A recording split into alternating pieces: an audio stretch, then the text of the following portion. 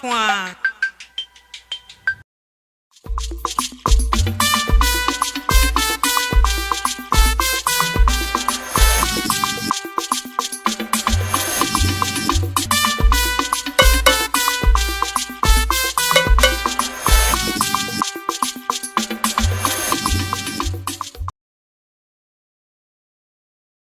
Nonsia bo haya Itv brother say de nonsia bremu kase bo nsema hodo ya bo bo ne fra Itv aso e waka so a yenya no road anti message junction de na ba besom na nsema hodo abete wakase bo no bi ene say attorney general akasa de atudwa say obi awi o mansika na de ko afiase ehohia na nse Jessica no a ano de esombo pa na nsema wo from nso no na fitch omo upgrading si aba no a James MPP na bo adwuma to wa NDC for ever been join the sa. The question from NPP presidential race na bo waba who performed Nibia farm 100,000 and can 1 billion. Now we now the console and can 5 billion and at the back one sana what to me at Yako. Na Nina engineer come net J was say I want to James Pampe MPP or best of Frank Katrini at Yama Amenyo Foreign Affairs Minister, swap for Raman and Samsung, and I just a Ghana, who said, "Who met me and visit free at Yama, Morocco, Libya, now Musomde, or who should at the Sabrofono at the from our Ghana. I this year, what to Crumania Breum Jim said, from 12 good year from a Sanko gold mine and one more tattoo, one more quine net and my quine Chamon, film through, but I'm saying, we no more. You have a bet him said, and Shabin Cassable free ITV. We have this some Jimbawa from so people ofori amanfo so people me twa me ho me ba fe me pray and some no me chechi mama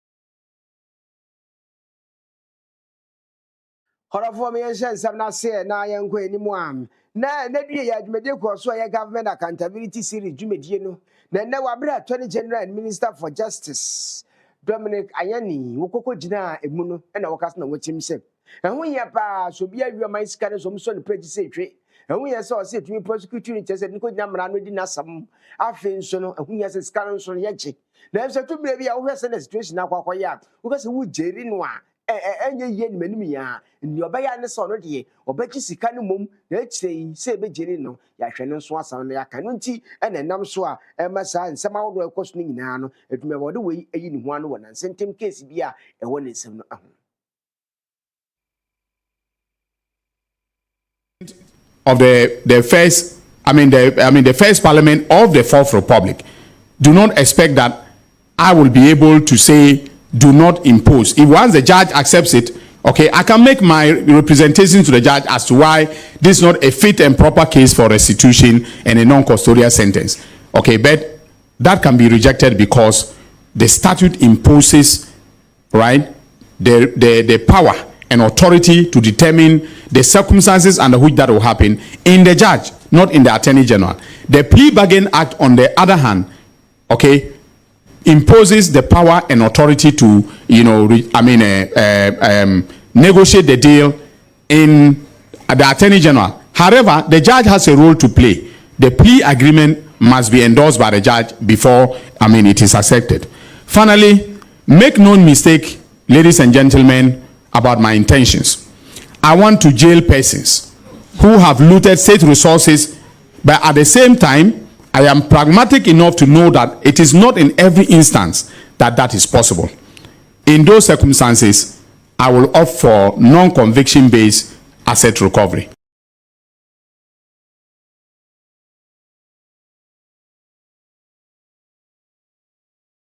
So na yen kwani mu a dom ko ba wa bra se betwam minority in parliament so akasa na mo nsam no na mo gas na mo jim se na nsentem hwa feature ye sovereign rating bi e course upgrading no ɛna dɔm kuma anaso dɔm dodo na ndisi fu agye sam ho sam na ne saa so ma ya ade o yɛmpro mo na na mo kyerɛ sɛ bo wo hɛ sɛ ne nsɛm no kɔ no de na kyerɛ sɛ upgrade no ne nyinaa hini ekokowura NPP modern ba wɔn boy wɔ abere wɔn wɔ aban mu no ɛno ɛyɛ economic performance no ɛna aboa ma saa bere no ɛbɛbɛduru sei wɔyɛ nsɛmtwerɛfoɔ nhyia mu a Dr. Mohammed Amin Adam, former finance minister and a ranking member of the Bedroom Finance Committee, Wakasa or what they have to do, no chimsem, a idea near war restricted default, Nasabi could be minus, no, a NPP modern but NDC for no man yam fasa and my baby.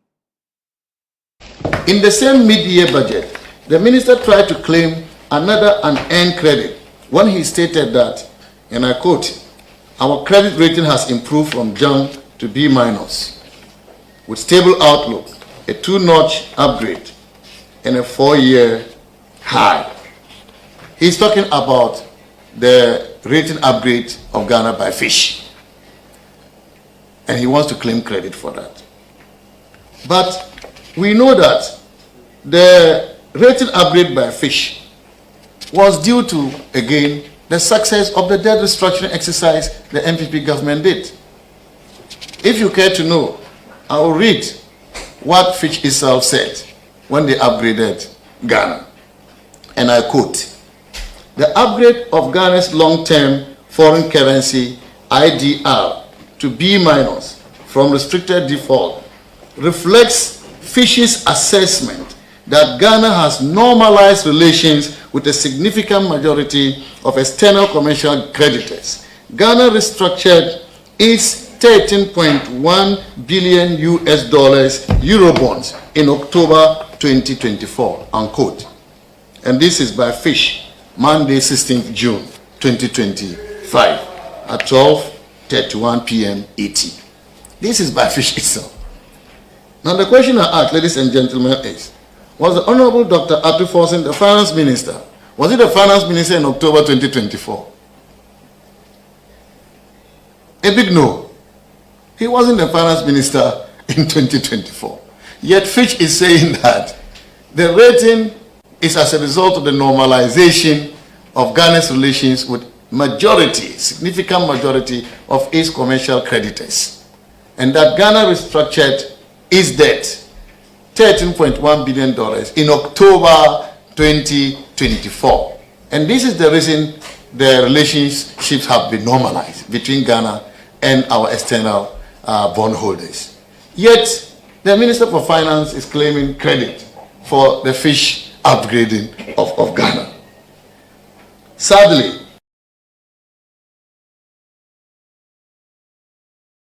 The Amano say 2024 dia and at to force no finance minister to where you are mom who and ye. Young who anywhere. MPP Amayo Quay Sabamo position or drum. Now somebody about some young Frank at Trinity can cry, Nuntin, or maybe even crack tell me toward the guard, class 1 year, was 1, 2, 3, and book the father, I found her. Need an so quack of fine crat tanwa, or some one who will be a shower to say fool, and crat tanon quack 100,000 Ghana cedis, and kind of 1 billion. Uri, that's how they acquire, and only 500,000 Ghana cedis, and kind of 5 billion, and son of the Ako canning in Abomua, a young can 6 billion, and son of to me, Jinao, and a yacht for Swaba, Ulu Swan, the orders, and seek up more dear or more Sampa way, and somehow do General Secretary, the my NPP Amayuku, yeah, just could be from Paul, and every year I am some two for Shimwa, or their tutor. Obia opese utu franka emma party no de broni frɛ no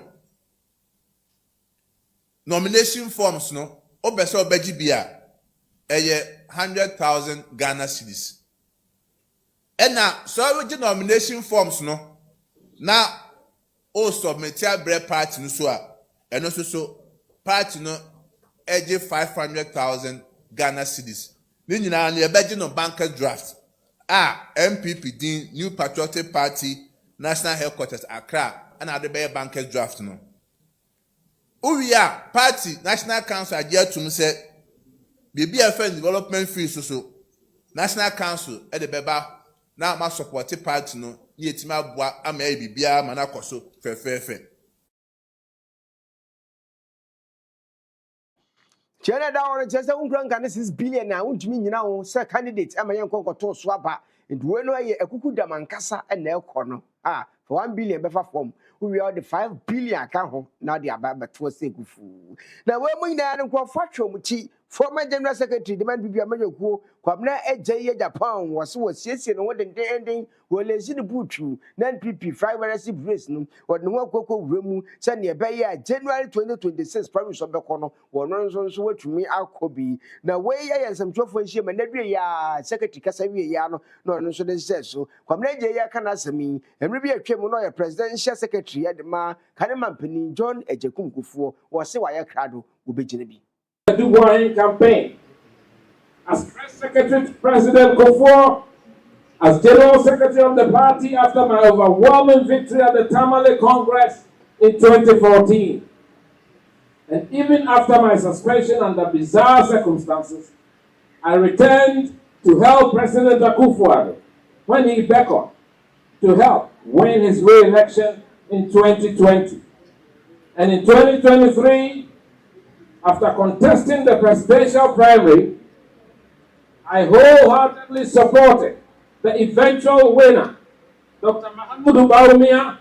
I've always remained loyal to the elephant because for me, politics is not about self, it's about our collective welfare. I say this to the glory of God.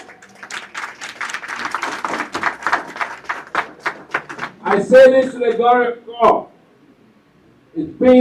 I say this to the glory of God. It's been some 30 years of serving this party. I'm very glad to proclaim that I have an unblemished record. I have good relations with every leader of this party you can think of. I'm the bridge between our founding fathers and the future of our party.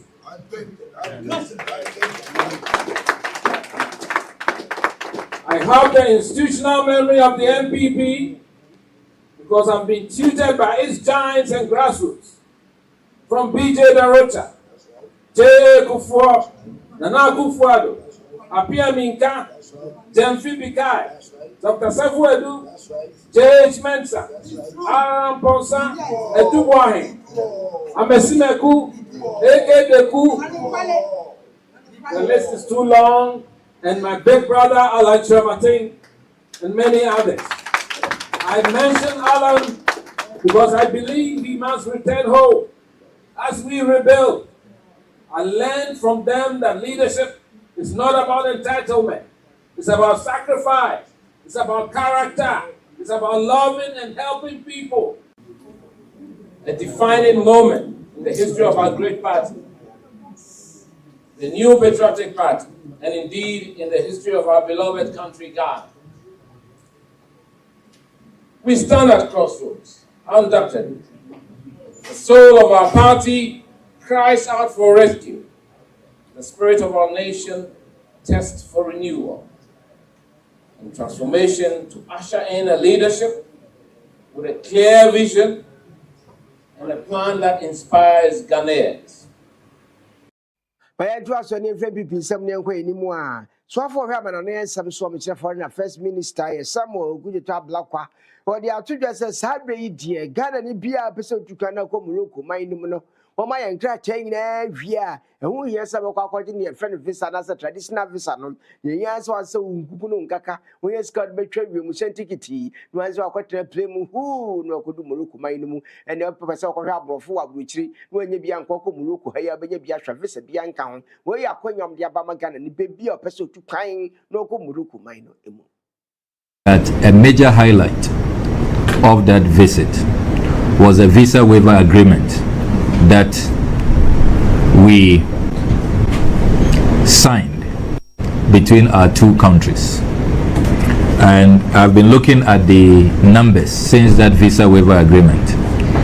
In just 2 months since that agreement, the ambassador has formally informed us at the Ministry of Foreign Affairs that about 1,200 Ghanaians have benefited from the visa waiver agreement and have traveled to Morocco in just 2 months. And this number, when put into a comparative analysis becomes even more significant. A team of experts in the scientific agricultural research space have visited Ghana. I hosted them last week, and they are in partnership with the Ministry of Food and Agriculture, our CSR, the Ghana Academy of Arts and Sciences, and our universities, and are collaborating. Ultimately, our agenda, based on the discussions we have held, is for us to collaborate with Morocco. You have 1,200 Ghanaians traveling to Morocco. Morocco, as you know, is a trading partner, a great tourist destination, an educational hub, and it is also a hub for a lot of commercial activities. And I am delighted to note that the Kingdom of Morocco, based on these numbers, has informed us that they are even making arrangements to increase the flight arrangements that they have between Morocco and Ghana. So on our part as a government, we have also reciprocated, and I'm delighted to announce that we have also put in place similar measures for Moroccans to travel to Ghana.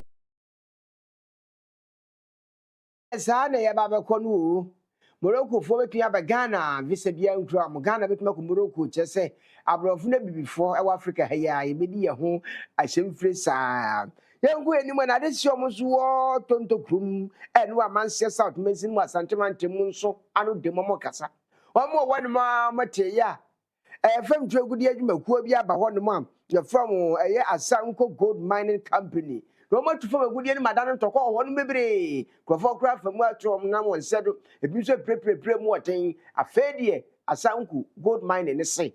Chromo for them too few, you could chat at home from a baby. Nay, you for her never too good no crew for that day. Yena and myself, your mother transfer. Omedy giant Chimano, Yan Solomon too good day, and there's a Mukuyina, Yan Tiasan and Tiasina. A market press conference, our assembly any more, when anybody are businesses are by a memoir. Yeah, good mind in a no. Woman will be cat. Namisi and Kano friend, Asanko, you know, Musia. Your Mochayano, Yantiasi. Baby, I have to chill prayer and I'm about to chill prayer. Asanko 4% mutinti me and San Omajisa, very free and some. I know, Mom, dear. My friends and drop our mobile, and I had a president. A being toy or two for an name. No money, I'm to Mukabi, my Sepro, baby, a drum. Yakasi Jama Sankwa and Yam. The Jama Sankwa and Yam, prevent your breakers, Yapaku. Or much it assassin one from Baby Blue Mine and Nano. I have seen a year, near Costa community money. And ye cry, young and the last game man and sports game man in my Nasa Kobase. Asanko so mo Baba, you know, my tongue with Yahya, you feature her. No more Baba blasted to Tiagua. I didn't say no money. Ahen wo modi yako na ya tia soja de nyame anim no kurani ya mpa bi wa ha because Asanko kuro ya 2019 omo ne papa bi ya friend Benvico ebe kabo mu ebe kunkum nipa okrom ha e wa asase kuro na so asase nso anya asase mpo a even etimi ya last game mpo what you say na mpese obeka so ba ba deep mining e wo so etiye de ya sem nyina ne say yesra ban no say defense minister CDS Army commander omunyina ya aban no nkrofo aban no so ba no hye bom yete ase ese oba babo ya ho ban se de na banda da no woso ano omo ye no ba nei na oba aban ne ba ye no na se sanjema we sa be start a enya de se yakoma ye dey adwoso enti ye gina hu aka ama obi ate ase ese enya de se ye bete ase ne ate ase tena enipa ye ko omo okrom ha Asankofo akọ omo okro yi mu no eye nipa bebre. Even last year, enipa mienu, and omu baku omu wa hase. Yeti anu Asankofo e ma ye ho ntoye. Se ya sa sia e na nam e de agya ye, omu de atuo, ene asojafo e ba ba gi afiri ensam. Na na bi se me o magya pade na se wo se wo bagye na me se me fa ma wo a What do you show that Benjamin Swan? Eh, kum. A friend say, I'm going to come here. Probably. I'm going to fire Yanka. A perform my memo. A perform a pamo. Your mother, the rhythm. Yes, I buy. What we are mobile or mine to chrome. I think of my own year.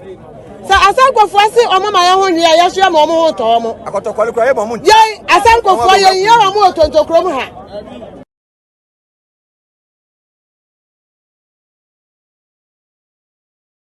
For me, just an inquiry. Mining in someone, now buy a share my second batch of 530 blue water gas. Were promised one to ma. We know a one of Quackoshan in so a one my moon and in an say Poto. I said, I'm saying, Tino, we 7 any, you know, or Marco Bomba and shooting your sons what to say wine. Then you may dear course so a year. As in the blue naval base, our western region. Now, I know that for friends has not marked by the Padia so Minister for Lands and Natural Resources or something that Sibi Junu and Lembele, Honorable Emmanuel Amakufibua, Ekas no Jimson, and when you pass to me that God that is Sandy. Now, by any other that I'm saying, a trust here. We inaugurate 530 members of the second cohort of the Blue Water Guards, the frontline defenders in this critical fight.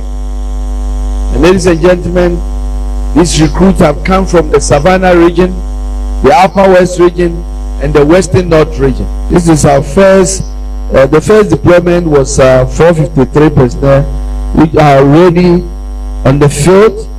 We were trained, recruited, and deployed, and their impact are being fed tremendous impact. Their vigilance has led to measurable progress in our fight against Galamsey, proving that this approach works. In fact, their performance has really made a huge difference. And in fact, those who initially had doubts have now become advocates for the Blue Water Initiative and the Blue Water Gas. And this is only one part of our strategy. Soon, we'll be launching what we call the Responsible Cooperative Mining and Skills Development Program, COMSDEP. This will empower local miners with legal, sustainable alternatives. This program will provide training, modern equipment, and cooperative frameworks to ensure mining benefits without destroying our environment. It will be one more commitment to clearly make sure people understand that His Excellency President Mahama is not in a fight with miners, but he is working with them to make sure we can create an avenue for proper, responsible, and sustainable mining. Blue Water Guards, be assured that the people of Ghana are behind you, and together we will restore our rivers their rightful state. We will restore them to make them clean, blue, and life-giving.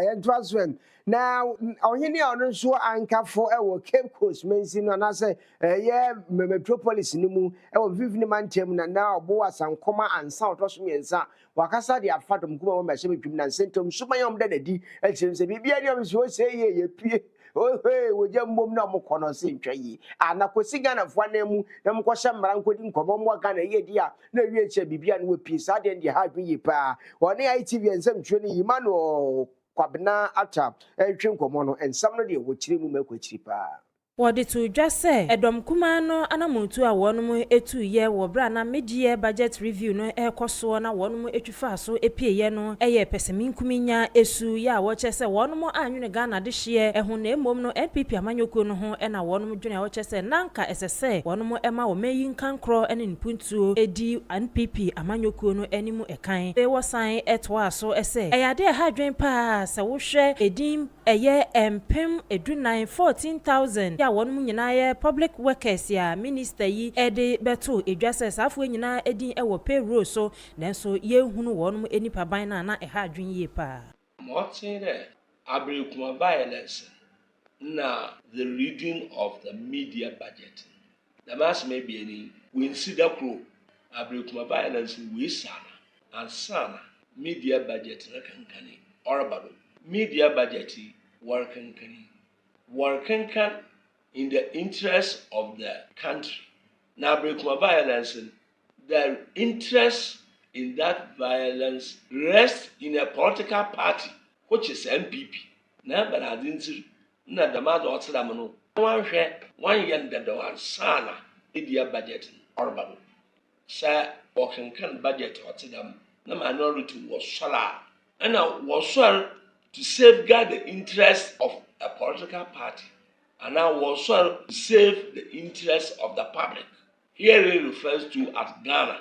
The mere was sorry, Nja Sembia, minorities or Trawa, Njo Obo Ghana fund, who to bank. No woman sorry if you wait, or the Ghanaian public interest had not been saved by the minority. So what in a while, then to contribute meaningfully to the essence of the Ghanaian public. Now, who sorry, the politicians, I put a waffle, na yasor, a china yasor, on you for the benefit of Ghanaians. NDC, as at now, they are the supreme majority in parliament. This is a way yasor. What positive effect will it be served on Ghanaian public? The Ghanaians will be the best judges among the political parties. The more yasor. No one to her, no one can be Magana free from for so. Ye few. I am me a young school I answer verification, or they have not been validated, and I'm one.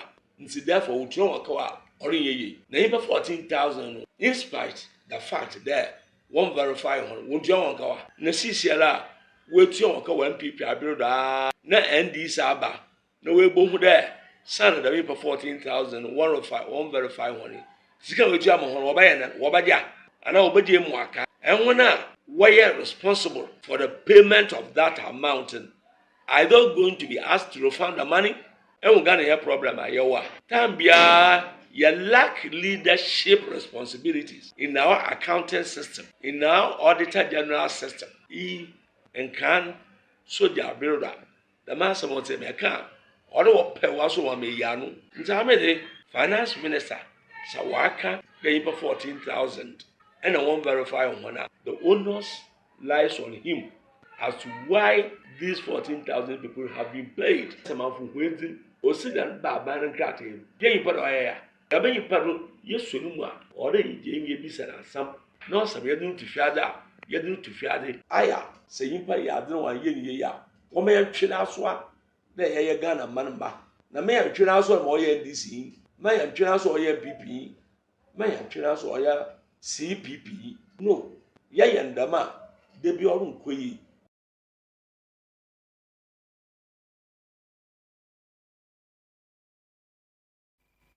yɛnto aso ne nkɔ anim a Ghana police sabre no wɔn ne adɔm ahodoɔ bi aka ho abɔm a wei ne koraa no yɛ intelligence led operation no ɛna wɔn akɔkɔkye nipa 27 na wɔn nyinaa yɛ mmarima a ɛyɛ illegal mining wɔn de wɔn yɛ ne yɛ paa sensors ne nsuo ne nyinaa no ɛwɔ ankaase gyadam a ɛno no bɛn asamantamfo wɔ apue mantam a saa de wɔn de wɔn nyinaa bɛgyina mmɔnten so a hyɛnsa so twɛ bi asafata no wɔn de bɛma wɔn. Aposifoɔ nsa ɛsɔ wɔn mu ɛwɔ bra na wɔn mu ɛyɛ galamsey yi ebie ɛwɔ site ahodoɔ no a ya bra dwumadie no ɛkɔsoɔ no wɔn mu ɛtwetwe nkrantɛ sekan ahodoɔ ɛne akodeɛ ahodoɔ ya nanka wɔn mu pɛsɛ wɔn mu ɛto hyɛ aposifoɔ ya wɔn mu yɛ wɔn mu adwuma no ɛso ɛnneɛma bi yɛ mpanifoɔ nsa ɛka efiri wɔn mu ɛhɔ no mu ɛyɛ excavators maako edu baako bulldozer baako pump action shotgun ɛno nso baako saloon vehicles ɛno nso na ɛyɛ mmiɛnsa afe Mitsubishi pickup truck eno nso wɔn mo ɛgye baako pick loader eno nso wɔn mo ɛgye baako ɛna afe water pumping machines eno de dodoɔ no a ɛna wɔn mo nsa ɛka yɛ ɛne akade ahodoɔ bebree a wɔn mo ɛde yɛ galamsey apolisifoɔ ɛkyɛ sɛ nipa bɔnifoɔ wɔn mo nyinaa ɛwɔ apolisifoɔ akakyɛ wɔn guso a ɛyɛ wɔn nsɛmu ɛhwehwɛmu na afe nneɛma a wɔn mo ɛsa ka yɛ no ɛyɛ ade a wɔn mo akora no brepa mu.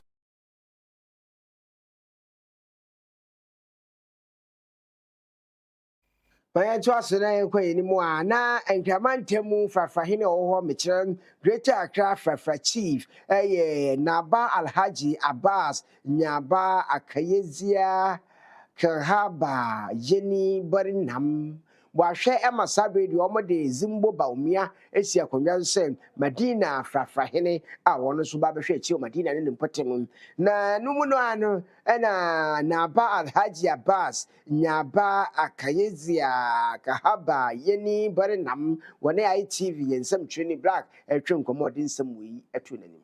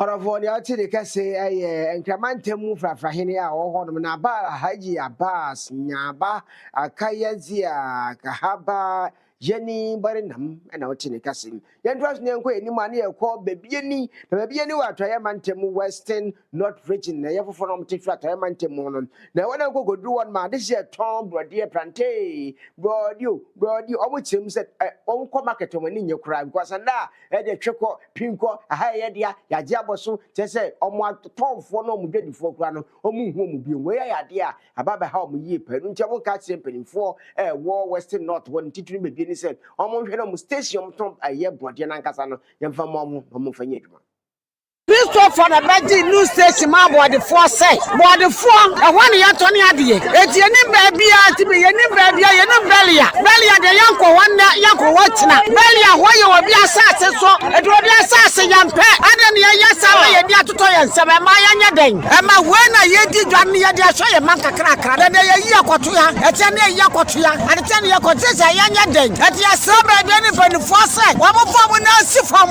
wo mo mo aye na ma ye bra Joyani nyakakra kalicha yamba ewo school enari esi yakwa ha sese yanya den yekoso mesede nyama bra na yeba bia ni yese ejo na yabasa ntigana mpefo yesramo yedi koto gye egufom yesramo yagwam cha wo mejo na egwu ekro bia market wom yankwanka shabush obi asase so enna na omutu enna na yabara enna na yakwa nti yesramo dona mpefo yebom nani sifom na mpa market tasi ebenya market ebediga ewa ha ewa bebi enu kwom ya bush na nye ebia wo de nyama ebasa na obi botumi atako wo kwom se nuru se ska wo na atako na waji usike nyina ewa kwom tie pro market wo ekwom kogu belia ho na se wa na ho a obodi etime yira sika kwefa wo kwa da wo so a ehu na nsen ye da ho na be matiti bi aba ye so papa eho ne ye fa ade manko a ene ye fle okada ne ye fa na ba ene ye dwane ja ba ma eho no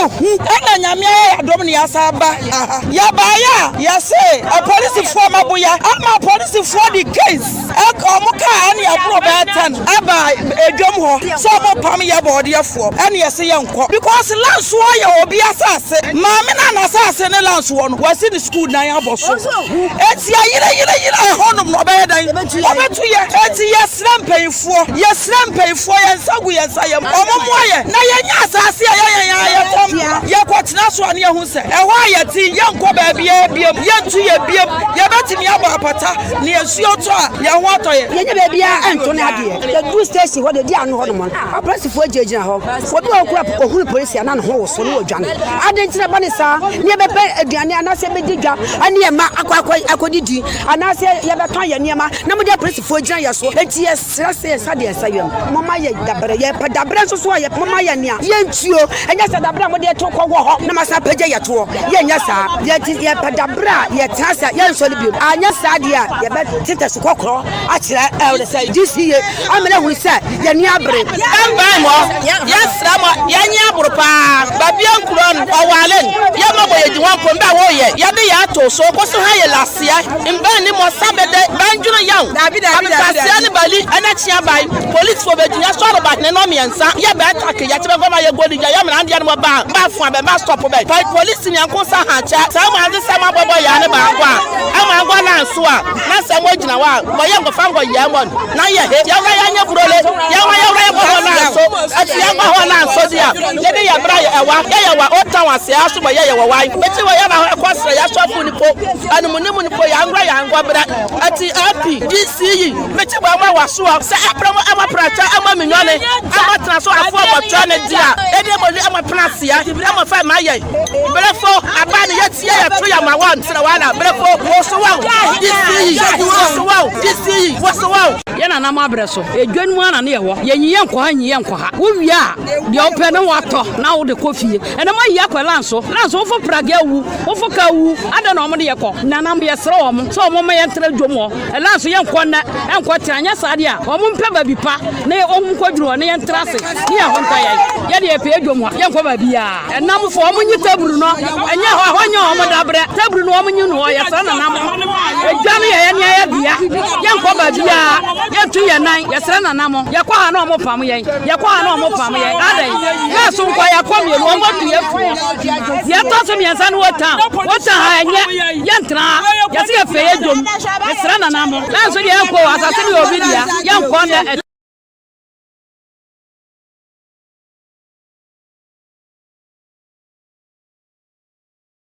For me, to us, we get the Nisika 77 Mua Sabre no see where the Jesus Act Foundation Eunice Egosen and watch Ghana for said the event out Tian so a disco power Tiano. A idea swap for swapper and into Mamudia Casino, send ye so nutritious no, I was some to add the value, send a baby to me about Ghana economy no, and a 20 year palm. What is some way to your Abram copium what Tian for cashew farm and where your crew or bonomantum in some Johnny Black gets be a one of them some would say a trigger. Ghana mine na muma ye mu na ye cashew no ye add value to it ye more modern say ye be ye near chance ye ton and cat ye na ma ahoho ya bebe de koye be ne ma cashew chafu na ewo mu na na se wuchi mu nsuo na nsesere no ye de ye poultry feed ye tim de ye fertilizer e di dua ye ne ma chemicals bi ani ma ne ma ye yie wo wa nantwie mpreko nkokọ wo di feed ba be nko bi afuom nko fa akaw ne atete bi amfa mbra na wo di cashew no nso a emo wapom di e boost immune system ade ye mani panya ahoden ene moja pa e woni padua ne makunti ayarewa wo pesa nro ni nyina vitamin C vitamin K zinc potassium magnesium ni nyina wo cashew no obra wone ITV Yamani Boni Black etwetwen komo no na yakrom hene baafo Kwame Edinkra kosopre edeto cashew industries no animu se wonmo fom to mame bo mo de ano na wo mo ne wo mo enidu. Yakrom is a name you mention and you cannot run away from agricultural activities. We are proud to be associated with production of cashew in the Bron region. In fact, the number of bags produced, I cannot mention it, but we produce tons of cashew every year. And as I talk to you now, government has released seedlings to farmers to grow cashew as outgrowers. But we are looking for good market, and we need partnership with other development agencies. I mean, companies that handle the purchase of cashew. Because cashew transportation from our area to the city, I tell you, it goes through a lot of problems.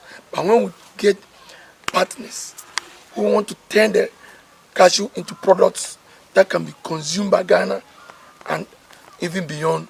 I think we will make good market of cashew in the region of Brun. As I talk to you, we know other parts of Brun too are producing it, but we are taking the lead, and we will welcome marketing companies to establish their offices, their warehouses, and then their factories, of course. So please, we are begging government. Nana Kofita Nifahene wo ya krom wo no so edi nsemi eto aso. Cashew de ye ka ho asem a e nsem bebre. Na hwe cashew ya se fie du num ni 15 years. Na ye hwe cashew afu ya se. O hwe cashew ya sa me cashew nyina ape. But ye cashew ya hwa se a I want no ebe so. Entienu se cashew ankasa emra no na ye de aso ama ya se sa aba bebre.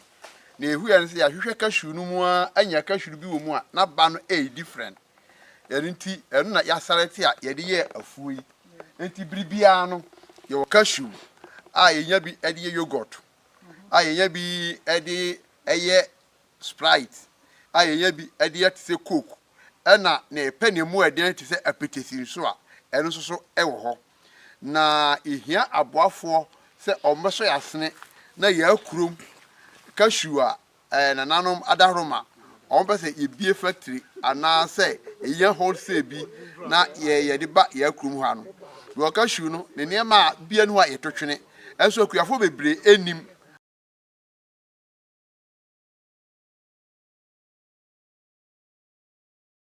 Another one, no, Yanya cashew, I never appetite, just a finance, no, Riancasa. Yanya say, try one half in your do so near Casie some and watching your son, the Nigerian some conformance with the atrocity among ITV, and you mean Sakasibo, a try one.